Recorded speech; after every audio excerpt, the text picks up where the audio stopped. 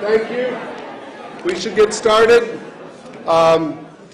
It's a pleasure. My name is Barry Bruce. I'm the Associate Head in BC&B, and this is a special panel discussion that we took the opportunity to fill a vacant speaking slot in our departmental seminar. This week's seminar was supposedly was a scientist from the University of California, San Francisco, but she was unable to travel, and so we very rapidly put together a panel of scientists from the Biochemistry, Cellular and Molecular Biology Department, the Microbiology Department, and the UT Institute of Agriculture. And it's on current topics related to COVID-19. Today at 1:47, the title of Emerging Pandemic with a question mark got reversed. It's now been officially recognized as a worldwide pandemic by the World Health Organization. We have 5 scientists who will give approximately 10-minute talks, 8 to 10-minute talks. We're going to try to take the questions at the end in as close a panel discussion as we can, although we have to be out here exactly at 5 o'clock because there's another class. So I will try to monitor the time and deal with questions. We have some people from the press here. They are going to possibly do interviews with some of the speakers afterwards, and we will try to field questions after we get done with our formal presentations. And the schedule that we have is starting with Professor Barry Rouse. He's an eminent viral immunologist in the University of Tennessee Institute of Agriculture. We'll follow with Rachel McCord. She's a genomic scientist in the BC&B department. It was actually Rachel's idea to take advantage of this open speaking slot to deal with this rapid emerging health threat. Hong Wo is a computational biochemist in the BC&B department. Michaela Smith is a research professor in BC&B. He is working on computational models to try to develop drug targets. And then finally, we'll deal with Vitaly Ganesov, who's a mathematical biologist in the Department of Microbiology, and he will discuss some of the epidemiological modeling perspectives of COVID-19. So please thank these fine speakers for their willing to come and do this on 2 days' notice.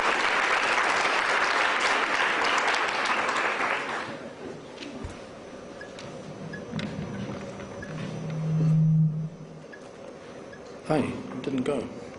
Okay, let me just get this going here. Okay, before I start, we here at the University of Tennessee should be proud of the fact that one of our former colleagues was one of the guys who coined the name coronavirus. And he worked here in Knoxville on some animal coronaviruses, and curiously, when the SARS epidemic came through, he didn't want to get extra money to work on SARS. But David was a brilliant scientist, fortunately died 2 or 3 years ago. Let's talk about why we're so worried about this infection. Well, firstly, it's very infectious, it seems. As far as we know, it's easier to catch it than perhaps is flu, although the data for that are not that sound. But it is possible that every time you're infected with coronavirus, you can infect 2 or maybe 4, up to 4 different individuals. And that's called the R0 factor. And for flu, it's quite a bit less than that. So that's a problem. Today, Angela Merkel, who's the leader of Germany, announced she expects that at least 70% of the population of Germany will become COVID-19 positive. They're going to be exposed. And so this epidemic is beginning to spread. There's the question of when does it spread? It's easier to deal with a virus infection that only spreads when you have symptoms. But there's some evidence that with this particular infection, it can spread before you become symptomatic. And hence you don't know who is infected. But once you are infected, the estimates are it takes about 5 days or up to 11 days to show symptoms. And so the idea of keeping people in quarantine for 14 days is not totally crazy. But that's where the data comes from. Unfortunately, some people die of this infection, and the estimates are up to 4% die. I think those numbers are probably inflated, but the point is it's people of my age who are dying. So most of you are younger than me in this room, so don't worry so much. Currently in the United States, we're not so clued in as to how many people are infected. Maybe today we finally perfected the diagnostic test, but certainly at the beginning of the week we didn't have a reliable test which everybody could take advantage of. We hopefully solved that problem. But what we haven't solved is finding a way of finding out who was infected previously. We don't have an antibody test yet to detect people who've been exposed. We need that. Of course, our response to this virus is causing chaos, and some of us are unable to travel, most notably Barry Bruce, who's the most frequent member of our fraternity here. He can't go anywhere. He's stuck here. And I have a few problems myself. But, you know, maybe it's going to affect the outcome of the next election, and that would be very sad. So let's go to the next slide. All right. So what do we not know? Actually, we do know the answer a little bit to the first one. How soon after infection do we become infectious to others? So in other words, when you're exposed to H2COVID-19, how long does it take before you become infectious? When do you develop symptoms?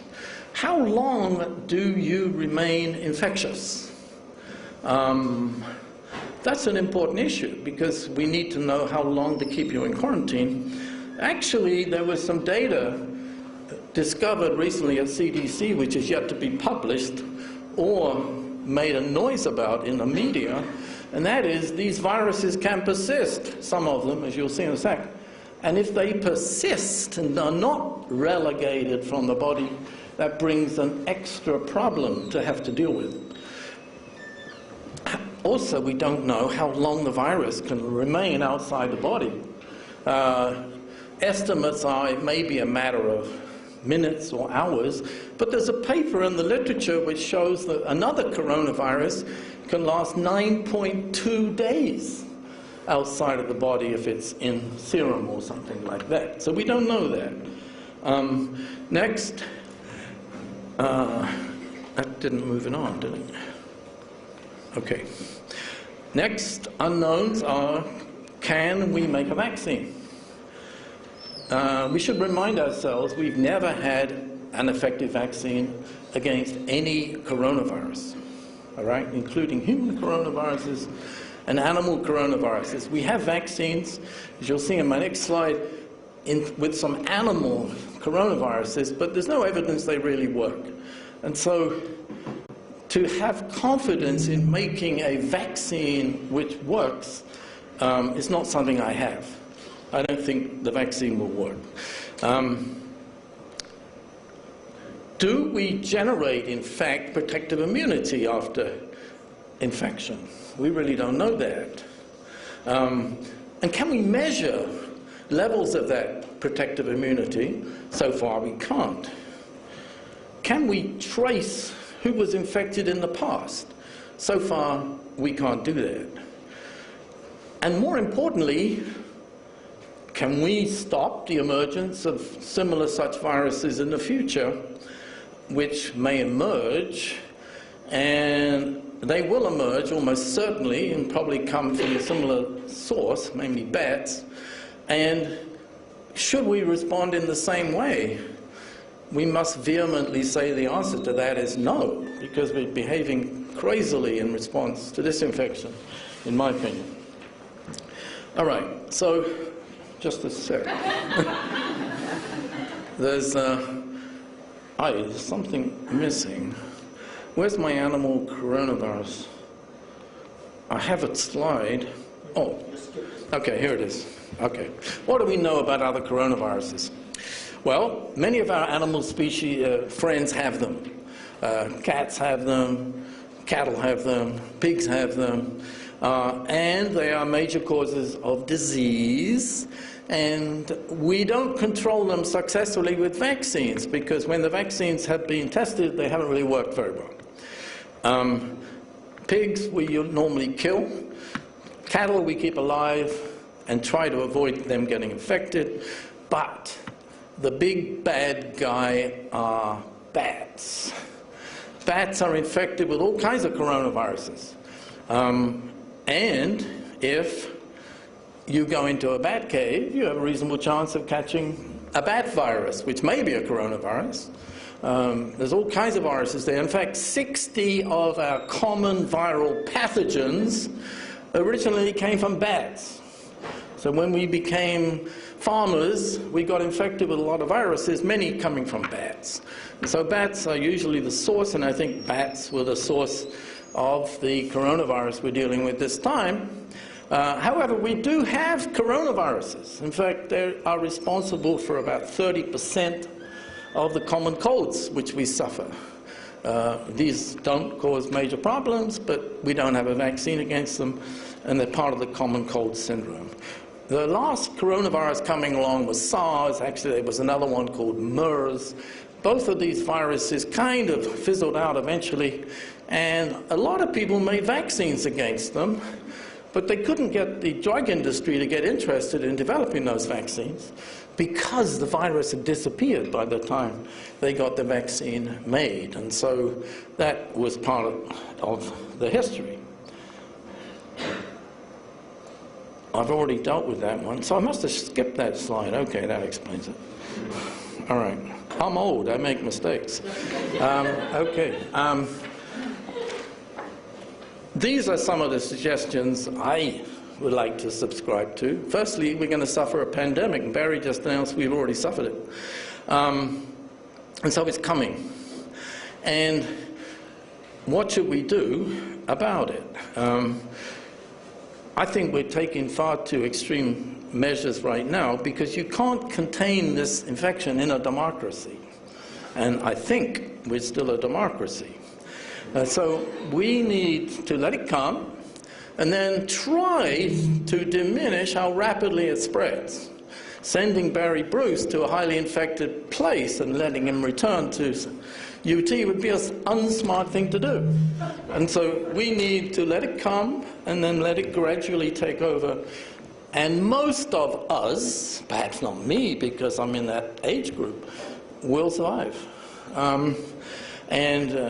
So limit travel to epidemic areas, encourage China and other countries to reduce exposure to and eating wild animals. This would minimize future epidemics, and stop going cave spelunking where you're going to find bats. All right. There is some good news. And this is my final slide, because the last one's politically incorrect, and we have members of the press here. China claims to have controlled the disease. To be honest, I think that's rubbish. But that is the official line at this point in time. The warm season is coming. And normally, respiratory viruses diminish in importance during the warm season in the Northern Hemisphere. But we're not sure that will happen with this particular virus. But I think the best news we've got from all of this is that some people have realized that health scientists know more about disease than do politicians. If you watch the news, you will see there's some very good scientists who actually have scientific opinions. And so I'm hoping that this pandemic will restore the faith of the public in science. And so that's, I won't show you the last slide because he might interview me on the news.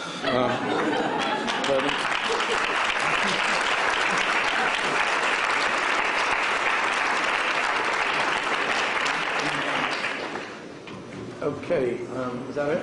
Any questions? Any burning questions? Save your questions till the end. Barry's not going anywhere. Okay? No. Yeah, that's for the... Turn that off.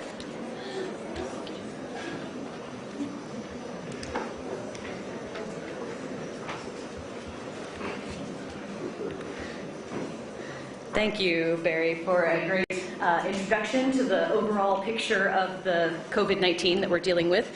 I'm Rachel McCord, and I'm going to be talking about the genomics of the coronavirus. So I study the human genome in my lab, how we turn a series of ACGT into the function of human cells and organisms. In this case, the coronavirus has an RNA genome, but it also turns those letters into its proteins and function. And there are a lot of things we can learn from the genome. And what's been really amazing with this particular virus is how quickly the genome sequence was published. This quote claims that it's one of the fastest that it's ever gone, from the first case of a person having it to the genome actually being available and posted online. And so anyone can go and find the full sequence of the coronavirus genome. And this was posted back in mid-January. And you can find out what genes and proteins this genome makes. This is made available through the NCBI, the National Center for Biotechnology Information, which is publicly funded and therefore publicly accessible. And so with this information, we can ask questions like, where did this virus come from? So you've heard some about that already. But the good thing is that lots of viruses have been studied, whether or not for any big academic reason, just for basic research. And so 35,000 virus sequences, genomes, are already in these public databases. And then there are tools that have been developed over the past decades, one called BLAST, which allows us to take any genome sequence and find out which other genomes are most similar, line them up together. And so if we take some of this genome and put it through BLAST, and I actually did this with my BCMB 422 class, you can find out which genome sequences are most similar. And so the top results you get are, of course, all SARS-CoV-2 2019 coronavirus. What this shows is not only do we have one sequence of the coronavirus, we actually have them from all different states and countries: Texas, California, Massachusetts, Illinois. And so people are studying how much is this virus changing in the different populations that we're seeing being infected. And what you can see from this little snippet of the genome that I tested, there's actually 100% similarity between all of these isolates. Now, in the entire genome, there are going to be some changes, but the changes are very few, which indicates that this virus was only transmitted once to humans. It came one time from another species, and then it's been spread through humans, and we have caught it very quickly. So this is something that started showing effects and being on the news very soon after it actually first jumped to humans. It hasn't been mutating for a long time.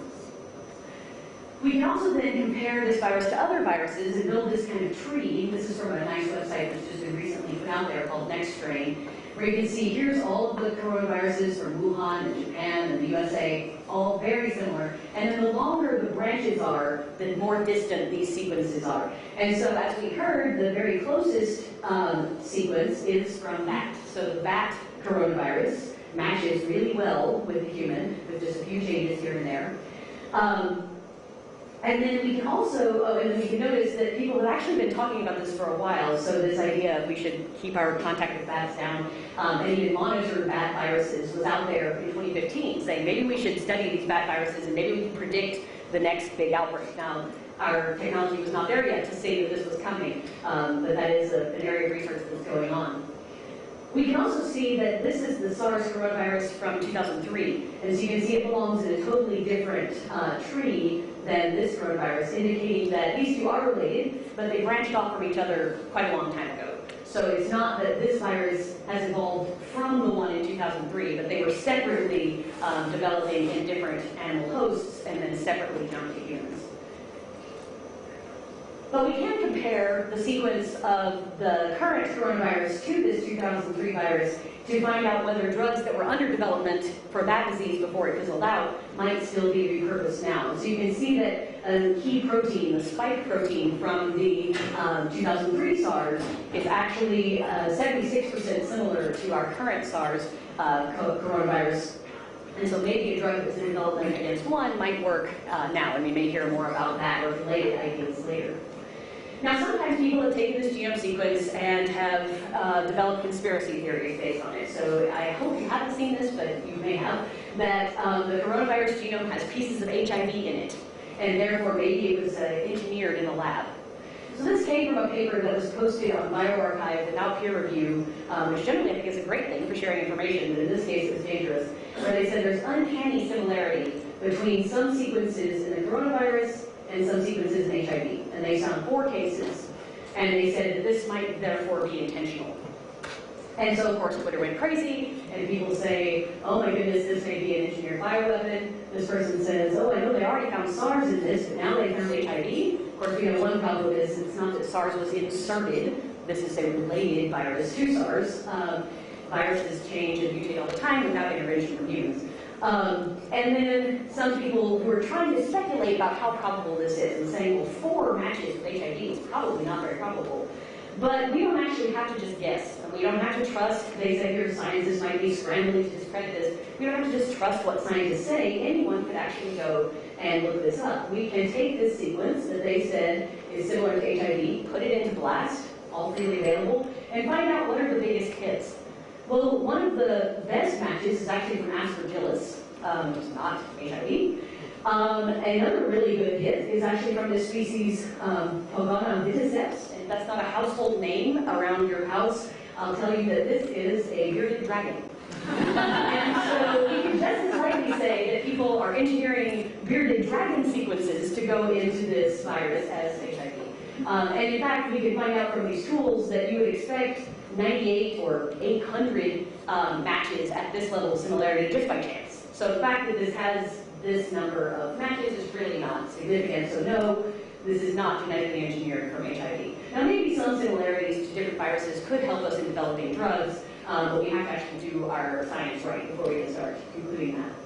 Now beyond debunking false claims all over the internet, we also know that the genome sequence is very important for developing diagnostics. So we were just hearing about we don't have the perfect or even the right number of tests yet. We don't have enough tests to really test everybody that needs to be tested. But knowing the genome sequence has helped speed this process. So we can do PCR, other techniques that allow us to look at the nucleotides that are specific to this coronavirus to make sure that this is what people have. And now there are other techniques being developed to look at pieces of the genome that would be specific to this coronavirus. And you can take the sample from the patient and see if it sticks to these spots, and if they line up, then you can have a positive test. So lots of different companies and universities are working on these tests now. And so I think a few things we can learn from just watching this study of the genome is that quick responses to urgent outbreaks require that a lot of things already be in place. We can't say we're going to study this once the outbreak starts. We have to already have the tools, databases, protocols from basic science, which some people might say, why would you be studying some bad virus? And then that ends up being important. And also it's important to remember that a lot of these tools are being made publicly available. So this has been really good for worldwide collaboration. And also this shows that scientists are not hiding the truth. So as Barry said, we can hope people will trust scientists, and hopefully even if they don't trust scientists, they can realize that the data is out there, so anyone can go look at it. So thank you all very much.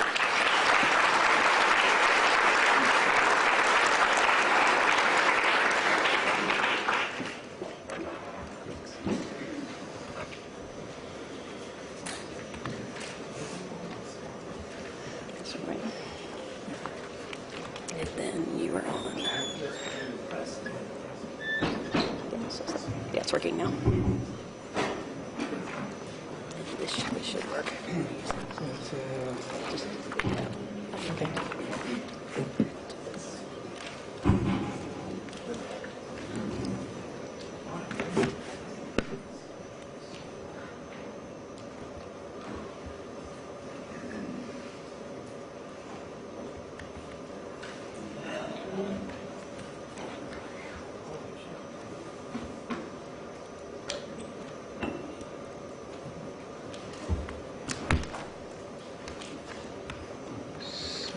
It's up there.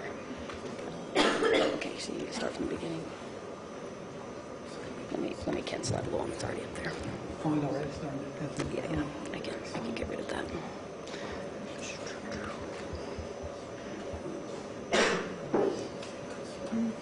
Maybe. To get rid of this. I need to get rid of this. And then we can go to yours. Start from the beginning. There you go.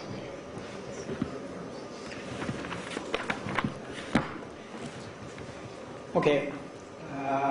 So I will discuss, I'm Hongo from BCN department, and I will initiate discussion of structure, three-dimensional structure of the virus. Okay, so you just heard earlier discussions, for instance, the sequences.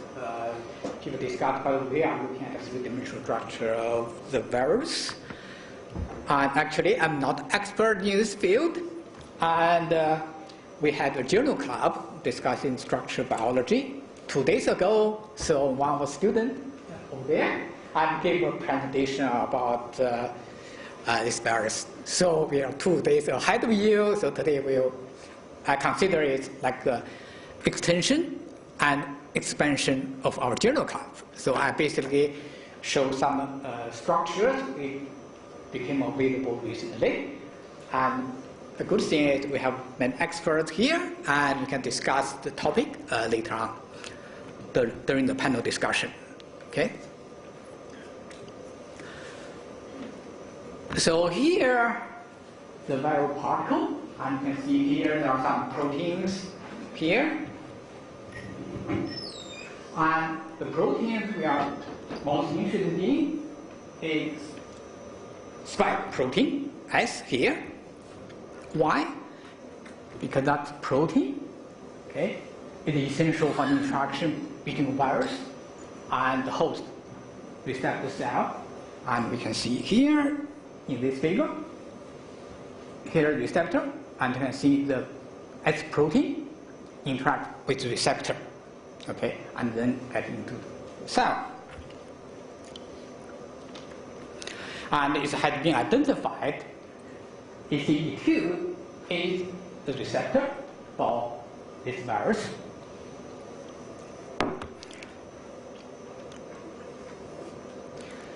Okay, there have been very active research and publication in the structure of the proteins of virus. For instance, this is the paper and just published recently, the structure of the protein, S protein, only released about 2 weeks ago.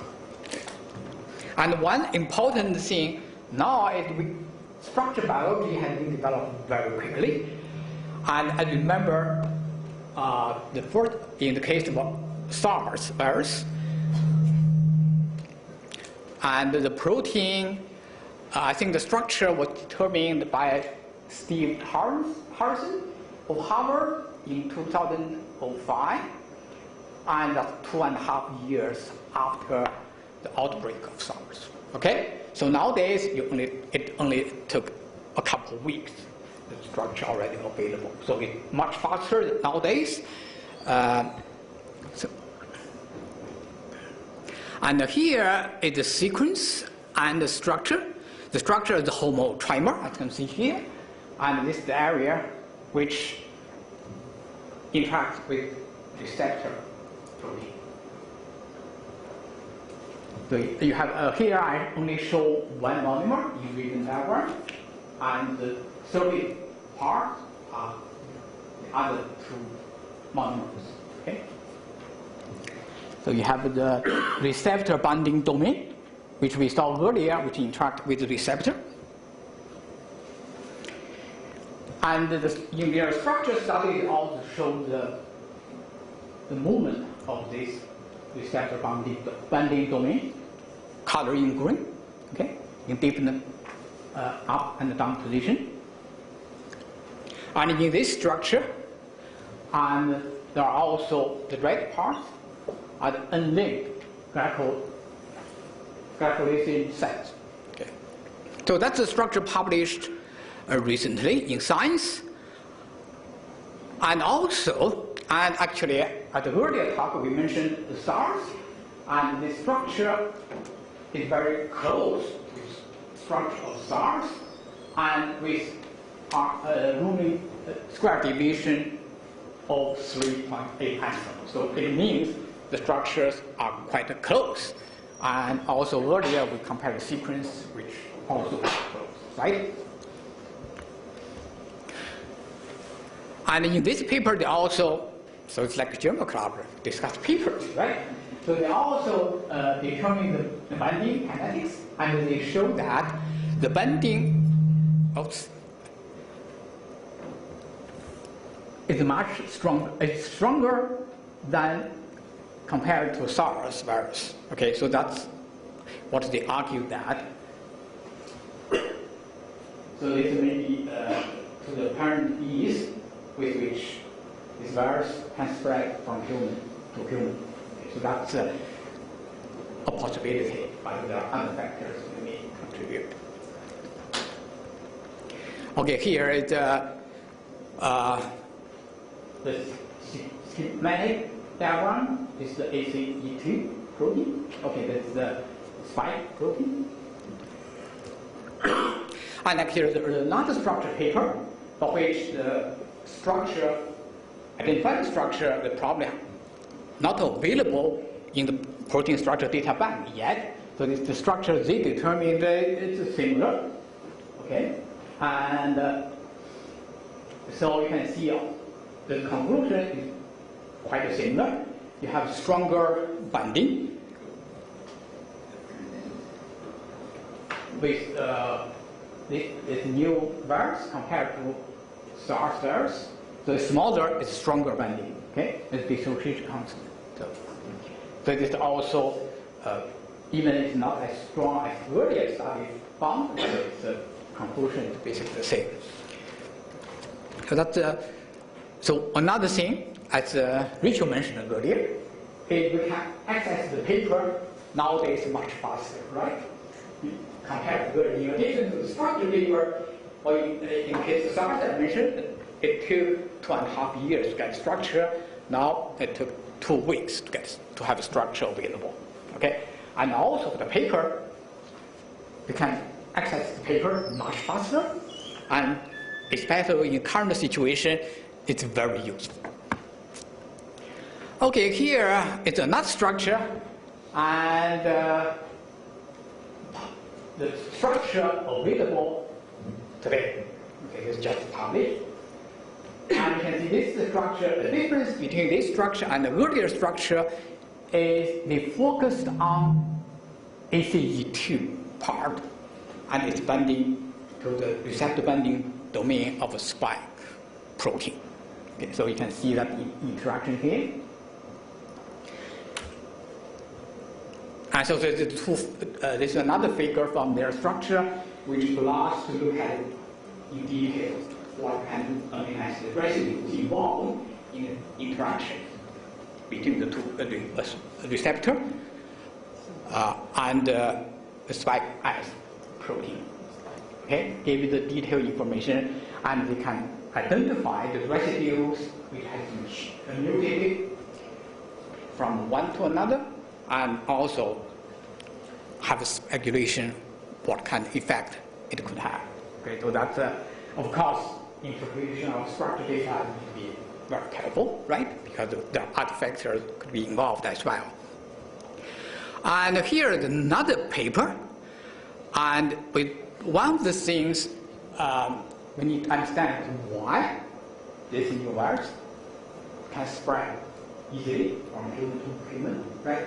So people have different explanation, different hypotheses on what's going on. Here is another hypothesis, and which brought my attention. And basically it said, okay, one of the important reasons is that COVID-2 have another furin site, a cut site, which makes it easier to spread. Okay, so in addition to spike S protein from virus, also the protease, mean protease structure, it also became available to be used for structure-based drug design. Okay, so that basically I want to share with you some recent results from structure aspect of COVID-19. Okay, let's compare different mean proteins from different viruses and the interaction with small molecules, the drug candidates. Okay, those are the information. Okay, Okay, thank you.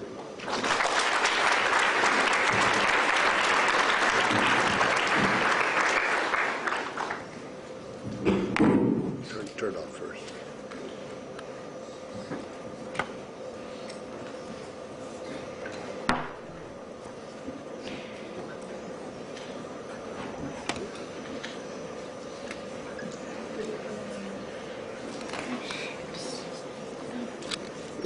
You can give that one to Vitali. It's okay. So you're all tied up. You can walk over there and give it to Vitali.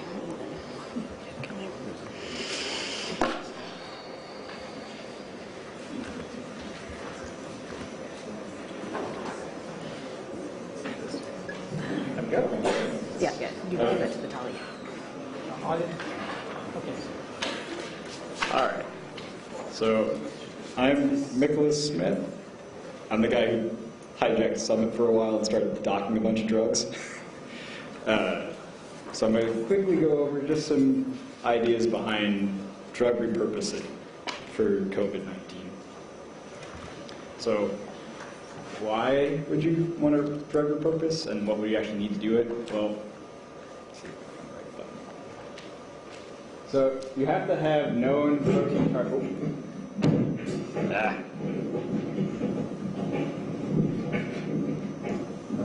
Sorry, I'm not used to using a mic. There we go.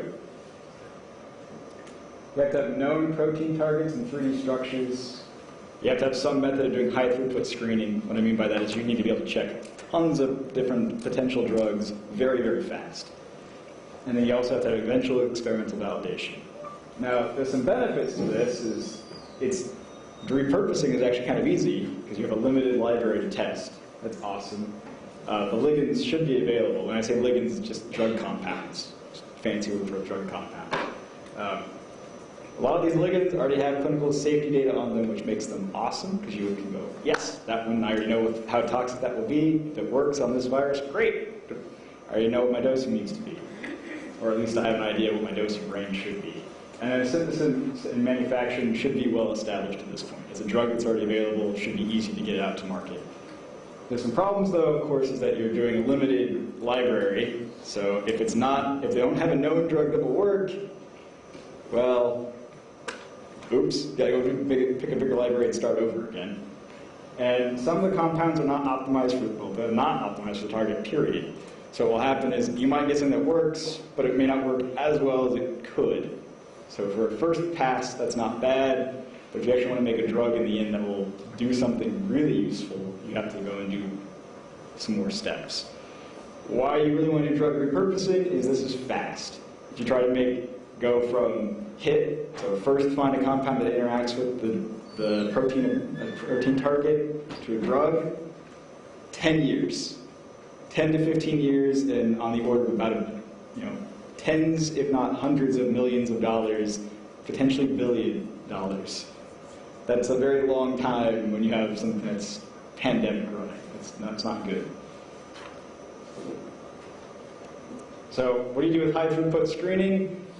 I'm not going to go through all these bullet points. I'm just going to say there's two really good ways to do this. One is if you have a bunch of computer, if you have a robot and a bunch of money, you can just pop it in, do an assay over all of them, and just say, yep, those are the compounds. That's expensive. I like and it didn't do it nice. Is do virtual high-throughput screening, where I just take advantage of a big computer and start screening compounds. You'll wonder how on earth can a computer do all that? I'll show you in a moment. But downside here is I have to have 3D structures to actually do stuff. Luckily, the community is doing a really good job at getting me lots of 3D structures of what the proteins look like, so I can start doing drug discovery. Super low cost. I mean, Summit's not low cost, but drug discovery on computers is much cheaper than buying a bunch of compounds and hoping for the best. There are a lot of high, I want to be very clear though, you get a lot of false positives with this, so I give you a best list of things to try. This is all hypothesis generation. You always have to go and test it in the lab eventually, but this can at least speed up your time to solution.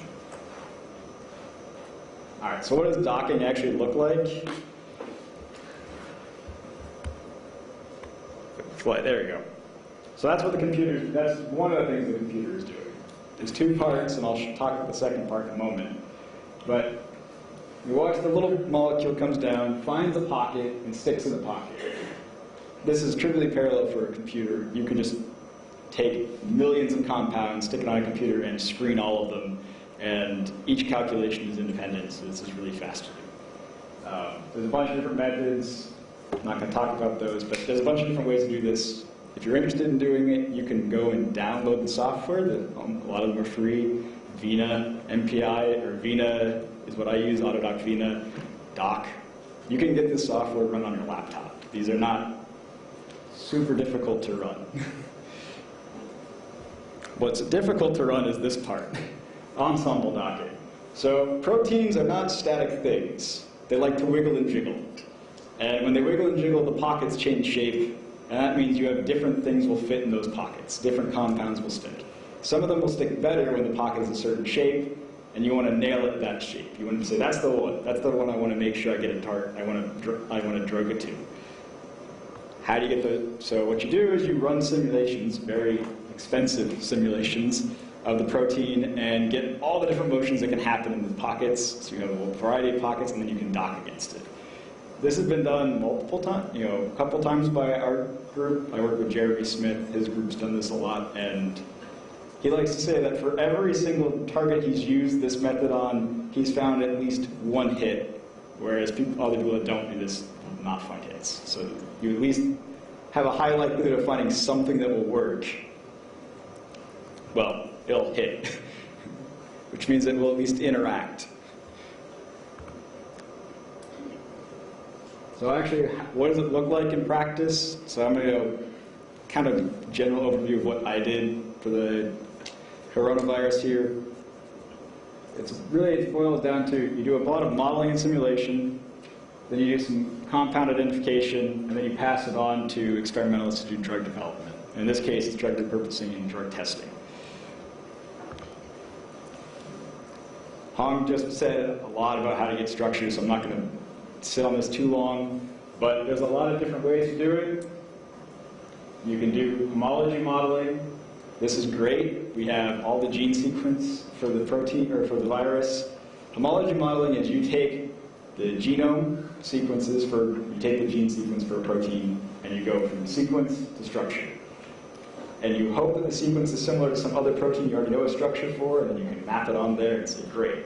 In this case, we know the structure, we know the gene sequences for the S protein and a few other proteins are all very similar to SARS, which we already have structures for.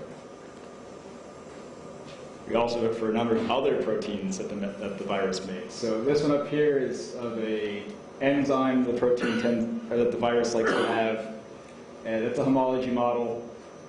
This is the spike. When I started this project, I had the flu and was at home and had started this project.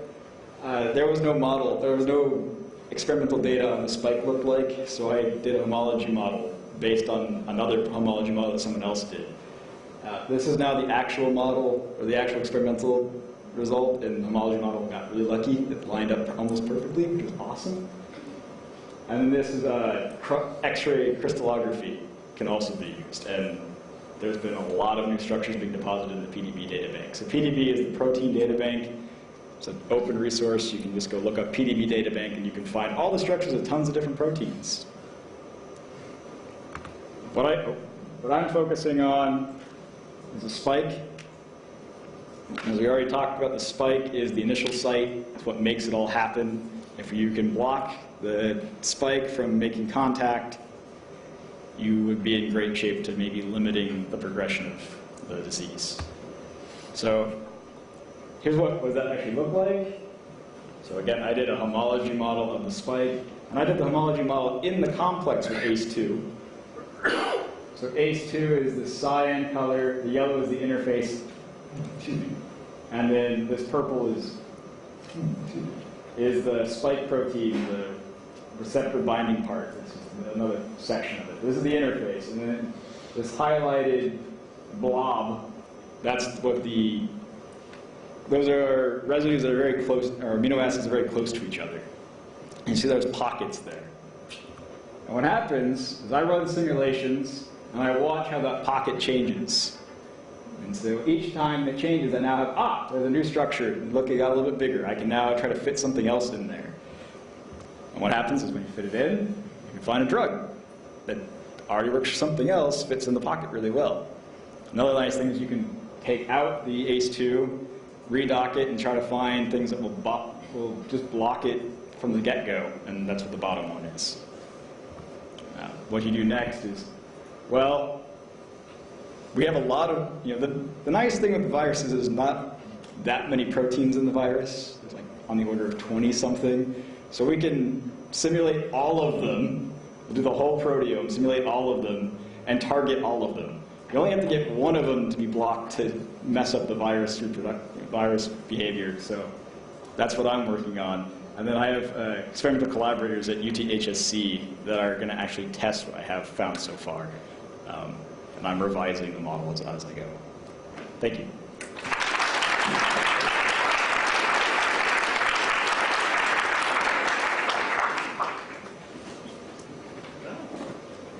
Which one do I have?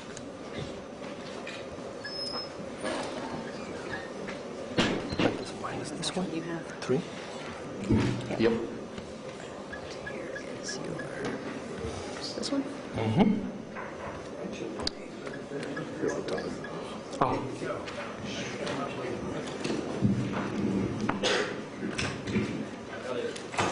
All right, so hopefully last presentation for today. It's the mathematics of SARS coronavirus 2 or COVID-19. And you might ask yourself, yeah, what does mathematics have to do with, biology? Well, I would say quite a lot.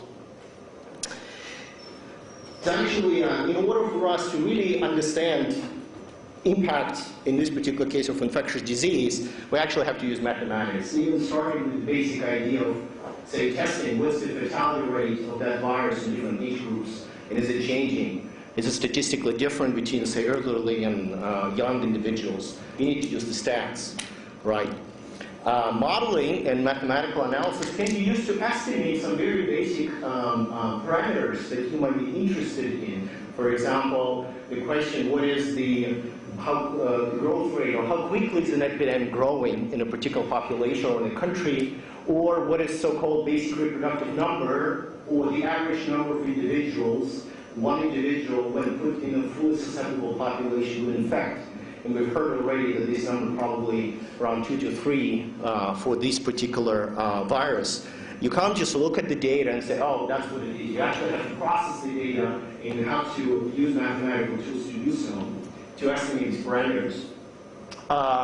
Modeling is very useful to really understand, or at least generate hypotheses post factum. When you, for example, observe changes in the number of cases in the population, such as in China, mainland China, and you can ask yourself a question: was the travel ban useful in that particular case or not? So you need to use modeling, and there are some studies out there, and unfortunately there is not a clear solution, clear answer right now, but there are studies that ask that question.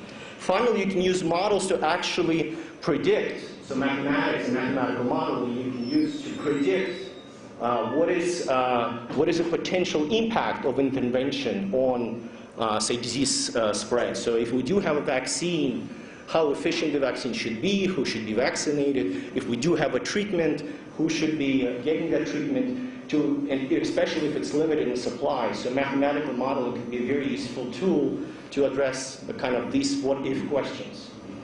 So let's go through an exercise in mathematics together. So I downloaded the data actually a few times, but this morning from GitHub, from Johns Hopkins University is actually collecting the data, and I'm kind of seconding my previous speakers who said about really great resource sharing by the community of scientists and public health officials. And so you can download actual data from Johns Hopkins, which are in GitHub. And you can plot, so in this graph, how many cases, so there's many countries, I just plotted 4 just as an example, mainland China, US, Italy, and Germany, and you can look what the change is starting, so the data unfortunately will not database available from January 22nd, what the changes are over time, and this is a log scale, so these differences are kind of huge if you look at absolute numbers. And you can do a mathematical trick of calculating what is the rate of growth of this epidemic. So effectively, you calculate a slope at which the number of cases is increasing over time, and this is what this graph on the right shows. And what you would see is that the rate of growth of an epidemic for all the countries, essentially, that I've plotted here, have been declining since January 22nd, and in some ways in unison, which is interesting, perhaps suggesting that all these cases we had in all the other countries in China were maybe importation cases. But then something happened, and we got an explosion. So Italy and all of these countries, there's maybe some delays at what the growth rate was, so the growth of these epidemics, but there is some similarity there, so suggesting maybe that's when the spread occurred. So there is multiple studies in the last month probably that estimated a lot of, or at least attempted to estimate a lot of different parameters for this disease. For example, how long does it take, at least took in China, to isolate someone when they had the symptoms? And it's relatively short time, right, in some studies, and sometimes it was longer. We already have some estimates on the incubation period, so the time between when somebody is exposed and the time when you display the symptoms, although this is number, so it's about 6 days. So the 2-week period that is cited right now, that people should be counting for 2 weeks, it's actually the tail of that distribution. So there's some people that do not display symptoms for 2 weeks, but it's about 99% of people will display symptoms much earlier than that. Right? And for example, you can take parameters like these and ask the question, okay, if we're going to do some policy decisions, can we try to run a mathematical model of epidemic start and ask, okay, if we do this particular strategy or this particular strategy, what could work? Right? And this particular study that was just published actually a few days ago looked at outbreak control, so all of these axes is percent of outbreaks that are controlled versus different tracing contacts. So what they ask the question is, if we trace contacts of an infected individual, how many do we need to trace to control an epidemic? And effectively the answer is that you need to trace a lot. So that's a contact traced, but you can contain it at a pretty high percent, right? And it depends on different parameters, but if you trace individuals, you can control perhaps an epidemic. Of course, the problem is it depends how many contacts you have, so if you have hundreds of people coming in that have symptoms, you have to trace contacts of 100 individuals, you may not be able to do so, right? So it depends, that's a caveat of that study. So there is a lot of discussion about, do travel bans work? And in fact, there has been a big question for epidemics, including pandemic flu. And WHO compiled a lot of studies that looked at that question. I'll just give you a summary points. Effectively, the answer is they rarely work. So even if you restrict travel, air travel international, by 90%, it really delayed the pandemic by maybe a few weeks. What is kind of a little bit weird is that it doesn't impact the magnitude. The total attack rate is really kind of not really impacted by these.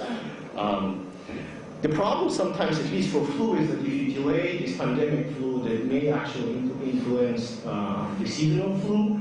And one of the numbers I would like to kind of point, if you just go to the CDC website and look how many deaths due to flu have occurred already in the US, it's 20,000 minimum, they have a range.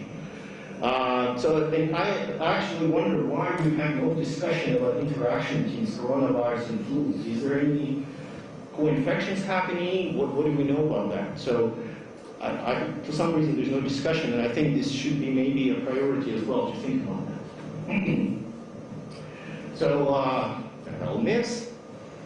The impact, so if the pathogen has relatively high transmissibility, which is not really true for flu, but seems to be true for this new coronavirus, that the impact of bans on travel are not have such a high they don't have such high impact. And, well, anyway. So the impacts of those interventions are also might be big. This is one of the studies. They say there is a delay. So if you look at how many passengers are traveling in the U.S., and then you ask the question of how much of delay in terms of when the influenza, so this is for seasonal flu, you will find there's a correlation. Definitely there's less travel, there's more delay in the appearance of influenza, but it's not really substantial, just delayed. School closure is also a big deal, so there's a lot of discussion. Should we close schools, like public schools? Lots of universities have closed schools. So there's a lot of also studies on that, but in general on flu again, we don't know about SARS, this coronavirus. But in general, it seems like whether you look at peak incidence or you look at the cumulative attack rate, this reduction, so this is a percent of reduction in the total attack rate, so how many people get infected versus duration of closure, has some impact, but it's generally not always that big. That's it.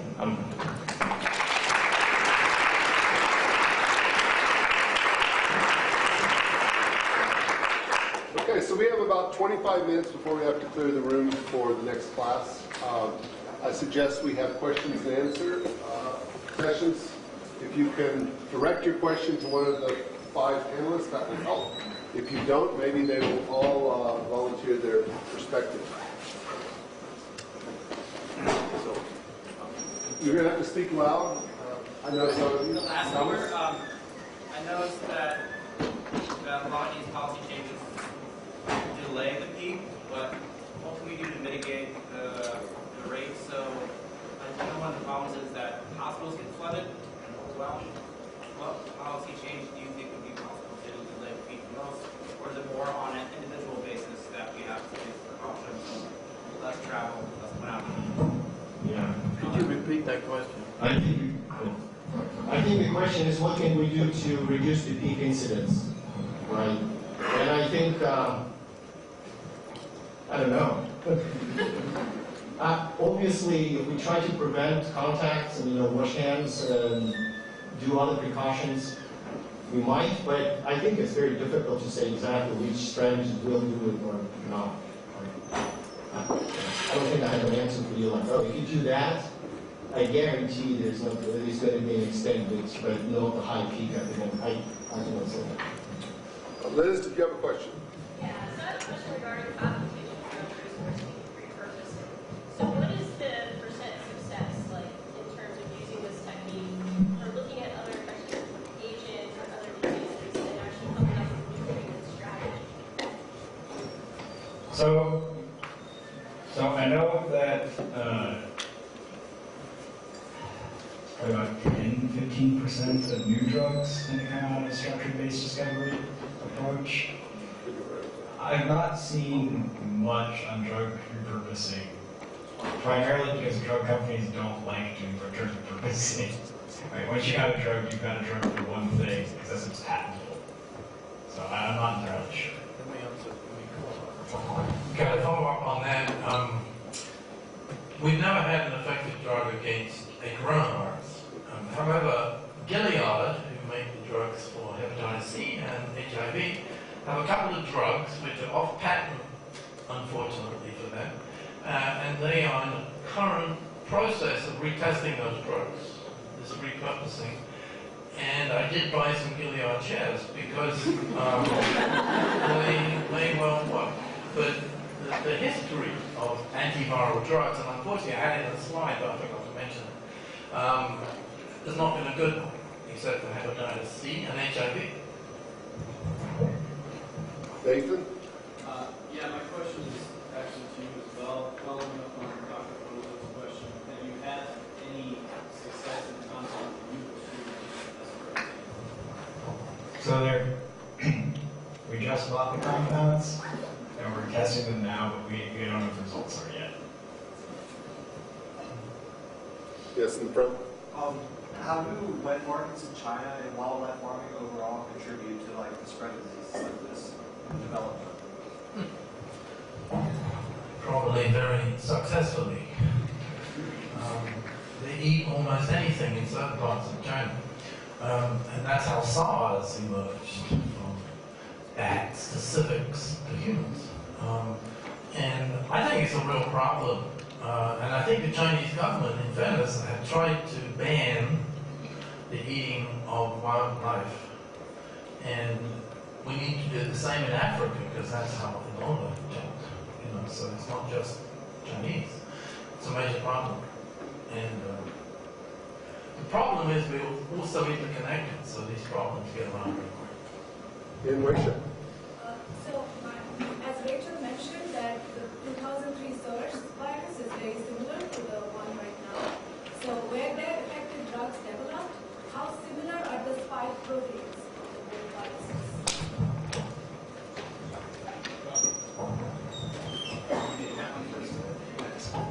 I'll answer first, and I'll listen to others if they have more to say. So I know that there were drugs in development for the 2003 SARS, but it fizzled out before they could really be tested, so there wasn't much push to keep going after that. So the protein that I had shown was the spike protein, and so they're 70% similar, and there's some hope that they're similar in the right ways, that that drug could be tested at least. So there's some hope for that. Daniel. So I saw one graph that said tracing and isolating contacts, and this was a model that you showed, is reasonably effective. And it occurred to me that it was also mentioned that no one has found a good way to see if someone had had the disease already yet. So what efforts are getting put into that? Is it just incorporation of the genome in some way to our own physiology, or how might that be traced in someone that had the disease?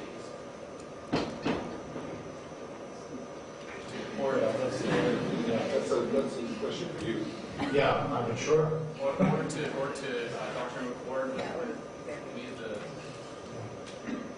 Well, but I think for the control of the disease, I mean, if there's a lot of transmission, so even that modeling study assumed how much of transmission has to occur before somebody is identified and then isolated and contact traced. Because again, think about the following. So if somebody is infectious for 5 days, right, and they generally on average infect 2 people. So in these 5 days, in the first day or 2, they may not infect anybody. So when we think it is transmissible disease, but it still doesn't affect a lot. And if you're infectious for, as I say, a week, so it takes, every day you have a chance of infecting someone. You don't infect everybody the first day, two people, and nobody else, right? So if you identify them still early, even though they're infectious, but they may not have transmitted the virus, infected someone. So it still could work. Of course, tracing more people plays against you, and more transmission happens before somebody shows the symptoms. The worse it is, but it's not like 100%. So when we say transmission happens, it's not a 100% event, it's a stochastic event. Right. It depends on the quality of your interaction with other people. If you're an Englishman, which means you're very standoffish, you're very reluctant to kiss other people, unlike our French cousins, and so forth, you need to keep well away from other people. That will diminish the chance of transmission. But there's some evidence from some of these little outbreaks in Italy and so forth. Italians, I might remind you, are very affectionate people. That started seemingly with a single person infecting a lot of people. So under the right circumstances, this number of 2, which I had in the slide, is probably 2 to 4, and that's an average. There are the equivalent of typhoid Marys who are far more successful at spreading. And so, that comes into the problem. I don't know why we're so scared about this virus infection, because ultimately 70% of the world is going to get infected. We don't want them all infected at the same time. We want to ease this out. Gary. When Dr. Lee died, who was one of the first whistleblowers on this, he was a young man of 33 years of age, I believe. And the story we got there was that it had to do with dosage. Yep. So it's not simply the age that's right, but how much of the virus that you get, of course. Yeah, that's true for all viruses. Gary, can we ask you a question as a bat expert, if you understand anything about the prevalence of coronavirus and transmission between bats and humans? Well, it has to do with the same issues that Barry brought up, and also I would point out that it's not necessarily going in caves, it's habitat destruction. So Hendra, Nipah, they came from farms encroaching on bat roofs. So it's not the bat's fault, it's our fault. Yeah, also in the case of Nipah, bats and us drink the same pond juice. Exactly. Gentleman in the front. I don't quite know who to direct this question to, but recently I've read that the United States was just not prepared for it in terms of testing for the coronavirus to hit. What sort of assays are we using right now for testing, and do we know of any ways to improve this at all? Yeah, so the most common assays being used right now are the DNA sequence or RNA sequence turned into DNA based assays, so looking for specific sequences. A lot of times it's just simply, ramping up production of those kits is difficult. And then there's been a lot of different approaches. These are all things that, many of us could do in our labs if we had the right technology, but it wouldn't be fast or cheap. The best kinds of tests would be more antibody-based. Probably rapid screening with antibodies, but we don't necessarily have those developed yet. We don't have the antibodies. Maybe now having protein structures, you can actually do a better job of getting antibodies to those proteins.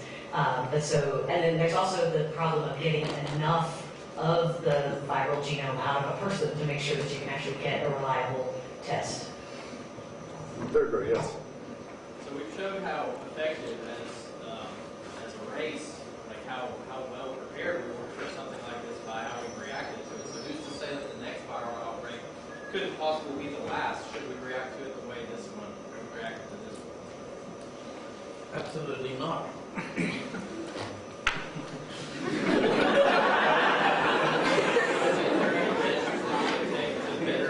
Hopefully we'll have a new regime in power at that time. Okay, any more questions? Any from my students? I can't see you in the far back, but...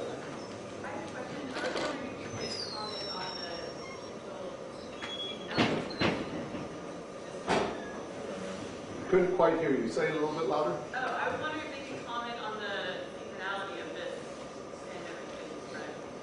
Seasonality of grouse. Well, seasonality, we've only had one season so far to experience. It happened to be winter in the Northern Hemisphere.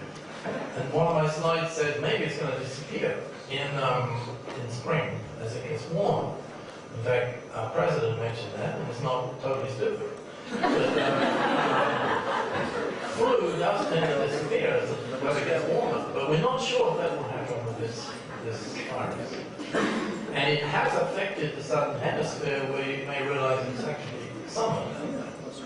So.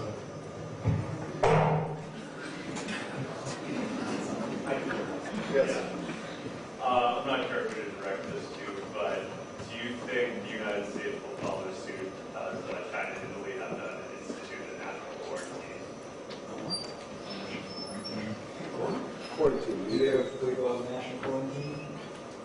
No, we're a democracy.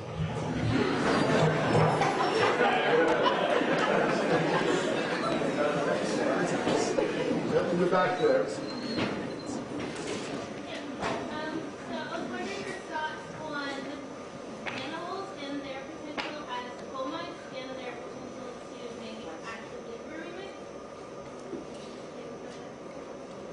So animals as a potential intermediate host? Yeah, as a clone or their potential to actually give viremia. Probably not. Probably not. Yeah, I don't understand, but yeah, animals have their own coronavirus, but they don't spread to humans as far as we know. Our domestic ones it is. Obviously the bat virus does spread to humans. So it also seems that the spike protein is very specific to humans in this case, and it's actually quite similar to the 2003, even though those two seem to have evolved separately. Part of what made them able to jump into humans is the properties of the spike protein. So once that's kind of specific, then it's human. So it's not jumping back and forth all the time. Most of you cat owners have a cat in your midst. You have coronavirus. In fact, 50% of household cats are infected. And if you go to a cattery, 90% of the catteries in the United States have coronavirus infections. So fortunately, it doesn't jump too close. Okay, so I think we should thank our speakers.